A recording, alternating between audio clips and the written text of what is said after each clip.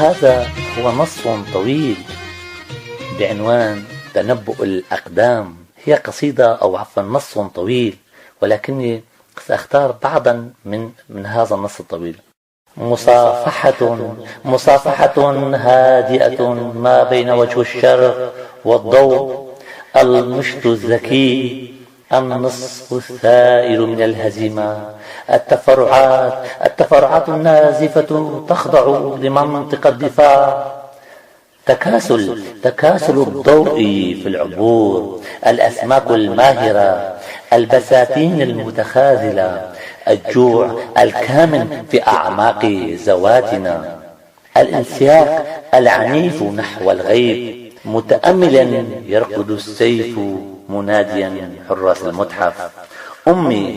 أمي تحن إلى البلوط المتناثر، الثوار المقيدون إلى جلودهم، الخنادق الملتبسة، انحناء أعناق الزهور، إنذار عميق.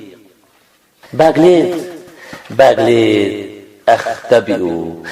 أختبئ باحثا أفترض صواب التكهنات، باغليت أتجه راضخا في أواخر الليل إرضاء للأمن الداخلي، أتثاءب منتظرا، تمشطني الأيام، يتسع باب النار، تغادر رائحة الأنوثة عالم المحبرة، الوتد الفوضوي لم يستوعب تعاقب الآلام. أعبر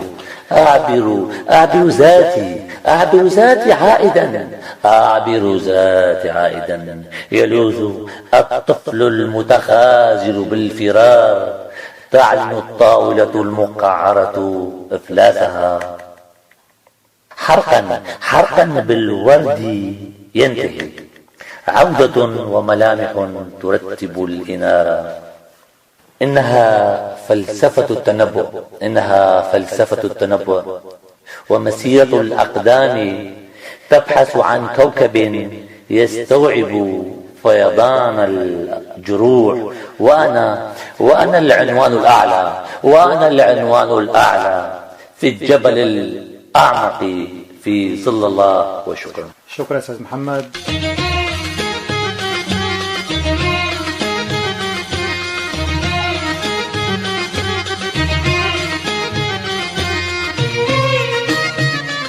ونعبر باب النار، وأسير معك على جسد القصيدة بأسئلة متسارعة، وأسألك أولا عن العنوان الذي يعتبر اختصارا مكثفا جدا للنص أو ربما لديوان كامل. أنت كيف تختار عناوين قصائدك؟ وهل العنوان بهذا المعنى يشغل بالك كثيرا؟ العنوان أستطيع أن أشبه العنوان بالروح بالنسبة للإنسان للمرء. العنوان بالنسبة للقصيدة يشكل مثل الروح بالنسبة للإنسان. فأنا عندما اخترت عنوان مجموعة الأولى آخين ونوال البداية، آخين كانت بداية فهمي للآخر، والنوايا كانت في بدايتها وكانت على مفترق طرق، وكانت تائهة في ذلك المفرق. وعندما اخترت عنوان مجموعة الثالثة ولدت ثريا، كنت أعني بذلك كردستان الثرية بخيراتها، وكنت أعني أيضا أمي الثرية بنبلها ومحبتها للآخرين. أستوقفك عند آخين. ماذا تعني لك آخين هذه؟ آخين تمثل بالنسبة لي شموخ جبين قاضي محمد وهو يواجه الموت. تمثل أخي بالنسبة لي نقاء صوت جوان حاج. أخين تمثل بالنسبة بساتين كردستان الجميلة، تمثل كروم كردستان الجميلة. باستيق كردستان في كردستان الشمالية يبدعون في صناعة الحلويات، وبالأخص الباستيق، وبالأخص في قرية تدعى باغليت. مهد أجداد أمي في تلك القرية يبدعون في صناعة الباستيق. كنت أرى في وجه أخين، جمال أخين، براءة أخين، كنت أرى باستيق باغليت مزينا كأنه للتو بات جاهزا للموائد. إذن أخين هي أرضية فرحك وأرضية حزنك. نعم. وفي الخطوة التالية الوزن، هل تجاوزته إلى النثر؟ بالنسبة هذا الموضوع موضوع شائك جدا. هناك تياران، أحدهما يدافع عن القصيدة الموزونة أو القصيدة العمودية، والاتجاه الآخر يرى بأن القصيدة العمودية أو القصيدة المقفى أو الموزونة الخاضعة للبحور، هذه القصيدة لا تناسب.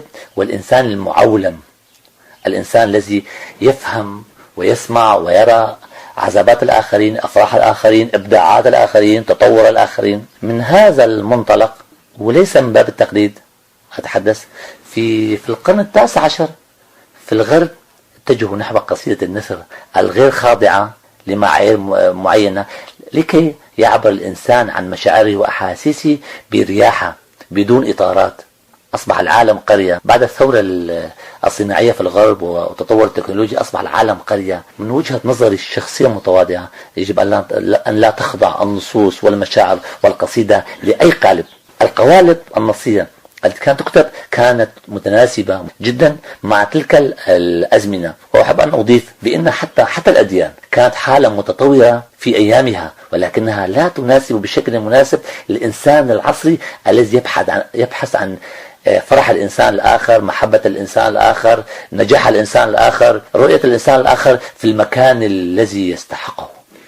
ولكن بعضهم يعتبر الوزن مدخل للاستقرار النفسي حتى لا يشطح الشاعر خارج النص. ربما لكل امرئ وجهة نظر، ربما هم على صواب وأنا على خطأ، ربما. ولكني أنا بهذه الطريقة بالكتابة أجد راحة واستقرارا نفسيا. والقصيدة بالنسبة لي هي عالمي الذي ربما سيرافقني إلى آخر أيامي أو آخر أنفاسي. شكل القصيدة عندك تجاوز المألوف، هل الشكل مهم لديك حتى تبعثره هكذا؟ في هذا المجال لي رؤياي الخاصة، إن الكلمات كالزهور ربما تذهب أو نذهب سوية إلى بستان خاضع لمقاييس، مثلا مقاييس الطول والعرض الارتفاع كذا، تجده جميلا، ولكن أرى بأن الزهور هي نتاج الطبيعة، والطبيعة تنتج الزهور في الأماكن المختلفة، في الارتفاع، في العلو، في السهل، ولكنها تبعث الجمال في النفس. ولكن الطبيعة أيضا لها نظامها، لها ضوابطها، لها وزنها. نعم، للطبيعة هناك قوانين للطبيعة، ولكن قوانين الطبيعة تتدخل في الأمور الأساسية، ولكن في هكذا تفاصيل تضع الطبيعة الأمور لأمور أخرى، تضع الإشراف على هكذا أمور لأمور أخرى، مثلا المطر، الريح، الحرارة. في هذه الحالة ربما أسعى لخلق فوضى متجانسة. نعم، أحدهم يكتب نصا شعريا يشبه حكاية ليشد بذلك اهتمام المتلقي إلى نصه هذا، فهل التزاوج بين الشعر ومضمون الحكائي له أهمية في إيصال رسالة القصيدة؟ ربما له تأثير حسب رؤى الكاتب، وربما له حسب ذهنية الكاتب وحسب المتلقي الآخر. المتلقي له حصة في النص. إذا حاولنا أن نشاركه في نصوصنا، من المفترض أن تكون للقصيدة قصة أو حكاية مثل ما تفضل.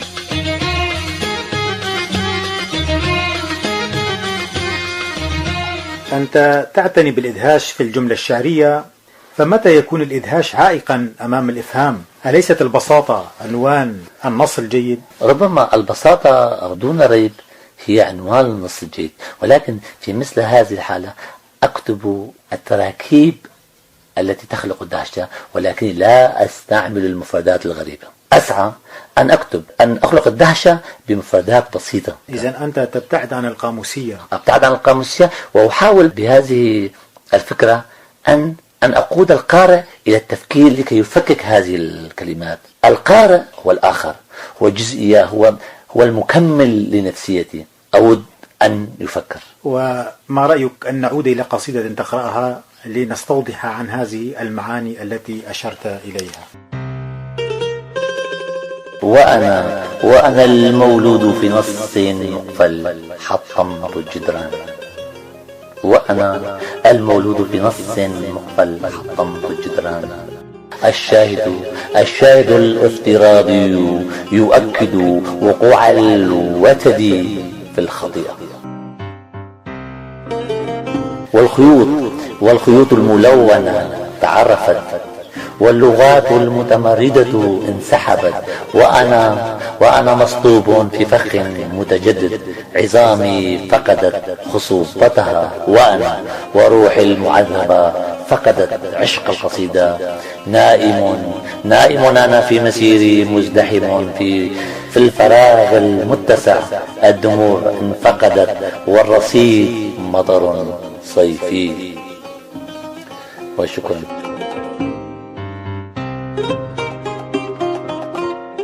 وندخل إلى نصك المغلق كما أشرت في قصيدتك الجميلة هذه، وفي محور من وحي كتاباتك. في ديوانك ولدت ثريا ترد كلمة القصيدة مرارا دون استئذان منك كما شعرت، وربما لأنها متعودة عليك وهناك صداقة بينكما حتى تجلس في ركن مهم من نصك. فما هذا التعلق بهذه المفردة؟ القصيدة بالنسبة لي تمثل كطفلة أنجبتها في أواخر العمر، لها كامل صلاحية، لأنها تملئ الفراغات النفسية، لأنها بمجيئها إلى عالمي تقتحم عقدة النقص وتبعده أحيانا بعيدا.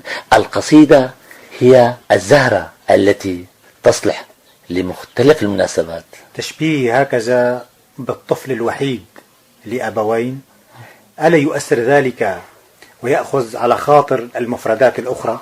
ربما، بس القصيدة هي الحاضنة جميع المفردات.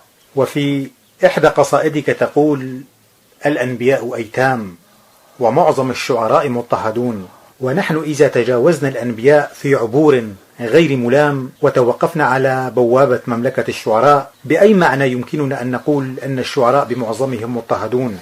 ومن الذي يضطهدهم؟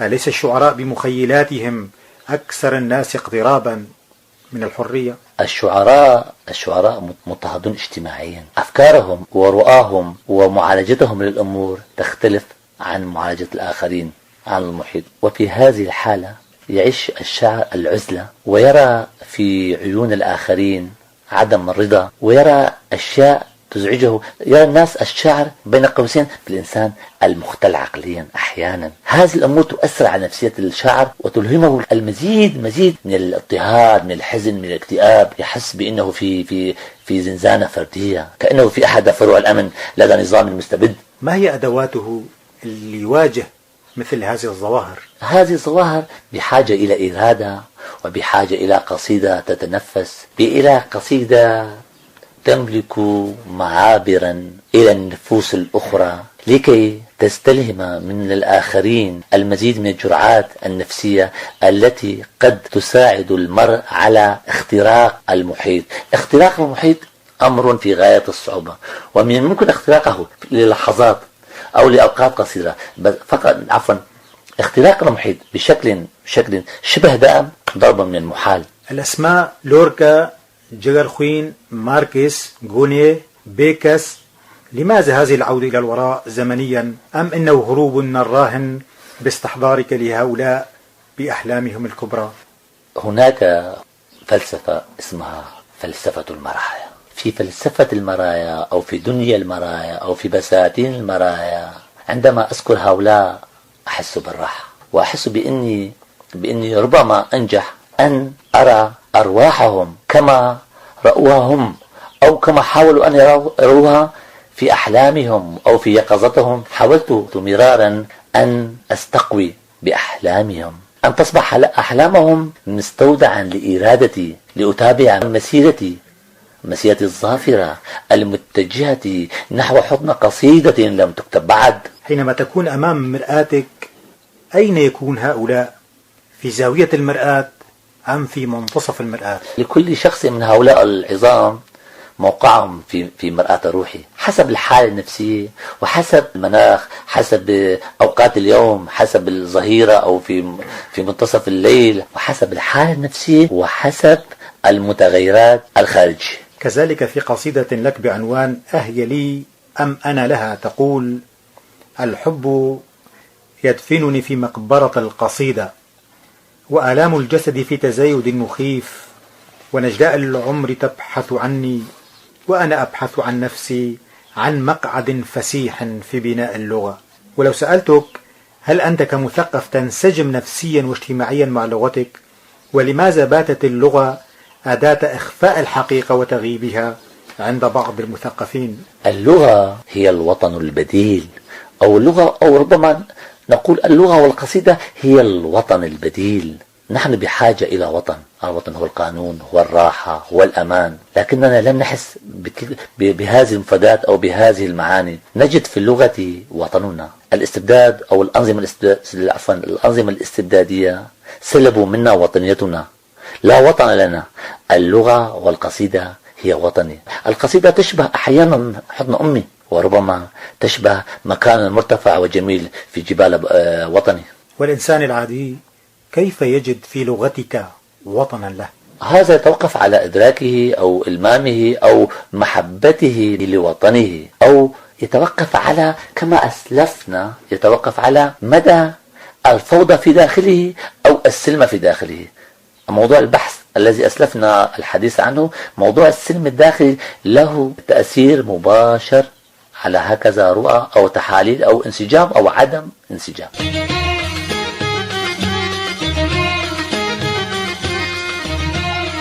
أستاذ محمد، ما هي الأسباب التي تجعل من المثقف انتهازيا حد تفضيل وتبجيل الأنا بنرجسية فاقعة على حساب الآخر؟ كل الأمور وكل الأفكار هي نتاج المجتمع. في المجتمعات البسيطة مثل مجتمعاتنا والمجتمعات القلقة المضطربة المضطهدة المصدومة تبرز الأنا، لأن ذهنية المجتمع لا تعمل وفق منظومة نحن.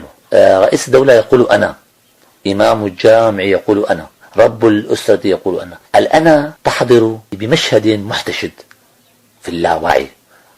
أحيانا تطرح الأنا تنفيسا أو إرضاء للأمن الداخلي. الأنا في الشرق في مهد الغيبيات، وفي الشرق في مهد التسلط، في مهد فلسفة القتل. تكسر الأنا. ومتى يمكن تجاوز هذه الأنا القاتلة؟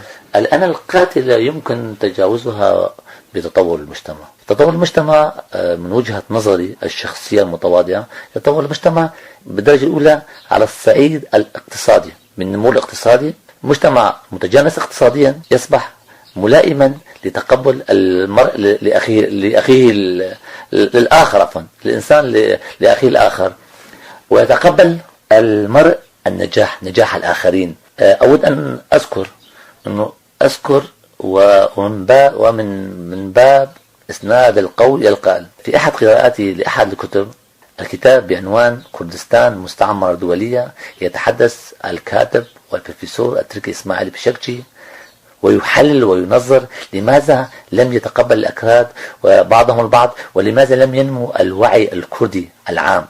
يتحدث إسماعيل بشكشي وأعتبره بأنه خدم الأكراد أكثر من الأكراد، وأقترح من هذا المنبر على الكرد، وأنا منهم، أن نذكره وأن ننصب له نصفا تذكاريا في أجمل مدينة في كردستان. نعم.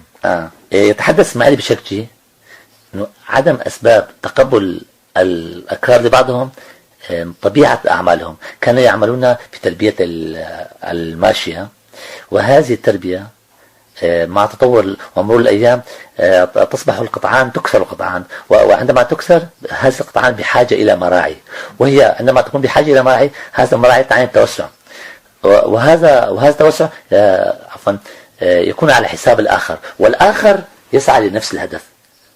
لذلك صدام المصالح. صدام المصالح. لذلك لم ينمو الوعي الكردي، الوعي القومي العام، ولم يتقبل الأكراد بعضهم لبعض. طبعا هذا هو أحد الأسباب، ليس كل، يعني ليس هو السبب المحوري، لكنه أحد الأسباب المهمة من وجهة نظر إسماعيل بشرشي وأنا أيضا.